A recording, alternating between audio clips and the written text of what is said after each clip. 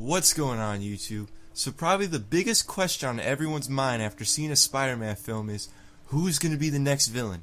Now, thanks to the mid-credit scene in Spider-Man Homecoming, we can kind of narrow it down to someone most likely in the Sinister Six. Also, Kevin Feige said that we're not going to see villains in the sequel that we've seen on screen before, so that cancels out guys like this.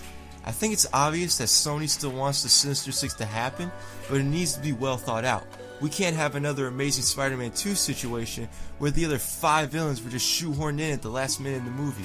Anyway, in this video, I'm going to talk about who I think the villains in the Homecoming sequel will be, as well as my 3-movie plan for the Sinister Six.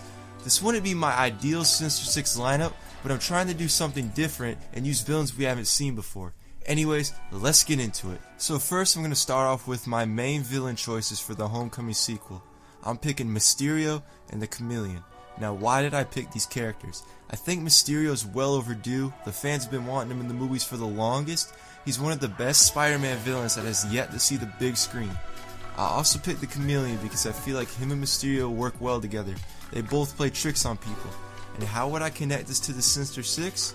Well, I'd have Mysterio and Chameleon both recruited by the Scorpion, since Scorpion did say in the mid-credit scene he knew some people on the outside.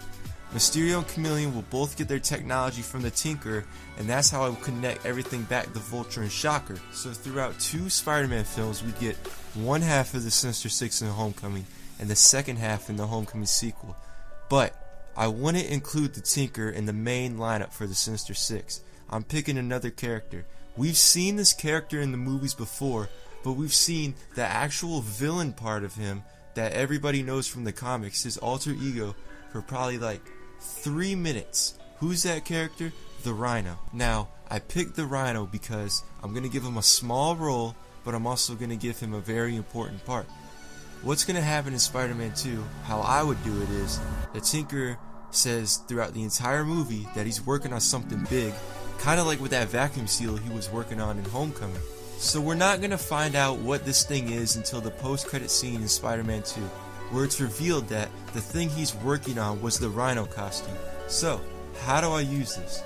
Well, the first scene in Spider-Man 3, how I do it is, the Rhino breaks out all the villains that went to jail, and that's how you get the team back together. I'd also reveal in the 3rd Spider-Man film that the Tinkerer was working on the Scorpion suit, but we wouldn't know that in Spider-Man 2. It would be a surprise for the 3rd film. So we spend the first 2 films building up to these characters until it pays off in the final film of the trilogy with the Sinister Six team. So here's how I'd make the Sinister Six lineup for the MCU. Vulture, Shocker, Scorpion, Mysterio, Chameleon, Rhino, and then the Tinkerer as the man behind the curtain. I think this is the best way you can make a Sinister Six team without using repeat villains like Goblin, Doc Ock, Electro, and Sandman. It's not the most comic accurate lineup, but it's different. And there's also been other Sinister Six lineups before in the comics. I know Doc Ock's known as the leader of the Sinister Six, but I honestly don't think you can build up Doc Ock's character and also build up other characters at the same time. Also, another thing people might say is, why would the Vulture join the Sinister Six? Peter saved his life, he's probably going to leave him alone. Well, in Homecoming, Vulture says that the most important thing to him is family. Peter ruined his family. He'd want revenge on him. Anyways, let me know what you guys think. Is this the best way to build up the Sinister Six? Are these your picks for the Homecoming sequel villains? Is this how you plan the movies out? Let me know in the comments below.